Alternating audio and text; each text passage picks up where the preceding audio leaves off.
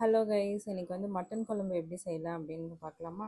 Half கேஜிக்கு கொஞ்சம் ஜாஸ்தியாக நான் மட்டன் எடுத்திருக்கேன். குக்கரில் தான் வேக வைக்க போகிறேன். பில்லு வாசனை வரும்னு சொல்லுவாங்க குழம்பெல்லாம் செஞ்சதுக்கப்புறம். அந்த ஸ்மெல் வராமல் இருக்கணும்னா இந்த ஸ்டெப் பண்ணோம்னா கண்டிப்பாக பில்லு வாசனை வராது. மட்டன் போட்டுட்டு அதில் ஆயில், சீரகம், கருவேப்பிலை நல்லா இந்த மூணும் போட்டு நல்லா வணக்கிட்டே இருந்தீங்க அப்படின்னா ஃபஸ்ட்டு மட்டன்லேருந்து தண்ணி வெளியே வர ஆரம்பிக்கும். தண்ணி வெளியே வந்து கொஞ்ச நேரத்துலேயே மறுபடியும் ஆயில் அதுலேருந்து ஊஸ் அவுட் ஆக ஆரம்பிக்கும். ஆயில் வெளியே வந்தாலே உங்கள் பார்த்தீங்கனாலே தெரியும். ஆயில் கொஞ்சம் வெளியே வர மாதிரி ஆயிடுச்சு.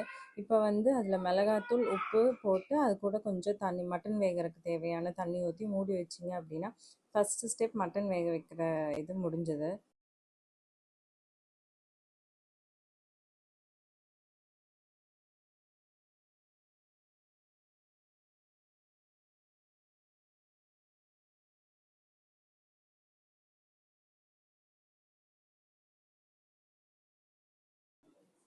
நெக்ஸ்ட்டு மட்டன் குழம்பு எப்படி செய்யலான்னு பார்க்கலாம். ஒரு கை சின்ன வெங்காயம், ஹாஃப் கட்டை பூண்டு, ஹாஃப் இன்ச்சுக்கு கொஞ்சம் ஜாஸ்தியாக இஞ்சி சேர்த்துருக்கேன்.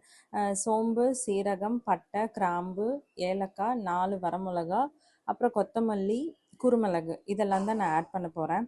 இப்போது ஒரு வடை சட்டியில் எண்ணெய் காஞ்சதும் அதில் சின்ன வெங்காயம், பூண்டு, இஞ்சி, அது கூட இங்கே எடுத்து வச்ச மற்ற இன்க்ரீடியன்ட் சோம்பு, சீரகம், பட்டை, கிராம்பு, ஏலக்காய், குருமிளகு, கொத்தமல்லி, வரமிளகா இதெல்லாம் ஆட் பண்ண போகிறோம். வெங்காயம் இந்த மற்ற இன்க்ரீடியன்ஸ் எல்லாம் கொஞ்சம் வணங்கினதுக்கப்புறம் வெங்காயம் நல்லா கலர் மாறினதுக்கப்புறம் ஒரே ஒரு தக்காளி ஆட் பண்ண போகிறேன். தக்காளி ஆட் பண்ணிவிட்டு அதையும் நல்லா வணக்கினதும் கொஞ்சம் வெந்துடும்.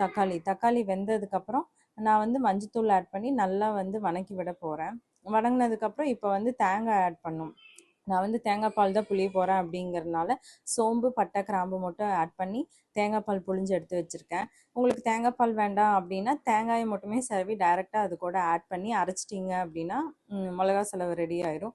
இப்போ வந்து குழம்பு தாளிச்சிடலாம். அதில் வந்து ஒரு வடை சட்டியில் எண்ணெய் விட்டு சோம்பு, சீரகம், கிராம்பு அவ்வளோதான். அப்புறம் ஒரே ஒரு குட்டி வெங்காயம் ஆட் பண்ணியிருக்கேன். வேக வச்ச மட்டனையும் எடுத்து போட்டு அந்த மசாலாவையும் உள்ளே எடுத்து போட்டு உங்களுக்கு தேவையான அளவு தண்ணி ஊற்றுனீங்க அப்படின்னா கொஞ்சம் கொதி வர மாதிரி இருக்கும். கொதி வர மாதிரி இருக்கும்போது நம்ம புளிஞ்சு வச்ச தேங்காய் பாலையும் ஊற்றி கொஞ்ச நேரம் கொதிக்க விட்டீங்க அப்படின்னா மட்டன் குழம்பு ரெடி. உங்களுக்கு வந்து குழம்பு கொஞ்சம் கெட்டியாக வேணும், இந்தளவு தண்ணி மாதிரி வேண்டாம் அப்படின்னா நீங்கள் தேங்காவை டைரெக்டாகவே அந்த மிளகா செலவு கூட போட்டிங்க அப்படின்னா குழம்பு வந்து கொஞ்சம் கெட்டியாக வரும். எனக்கு கொஞ்சம் தண்ணி மாதிரி வேணும் அப்படிங்கிறனால தான் வந்து நான் தேங்காய் பால் புளிஞ்சு ஊற்றியிருக்கேன்.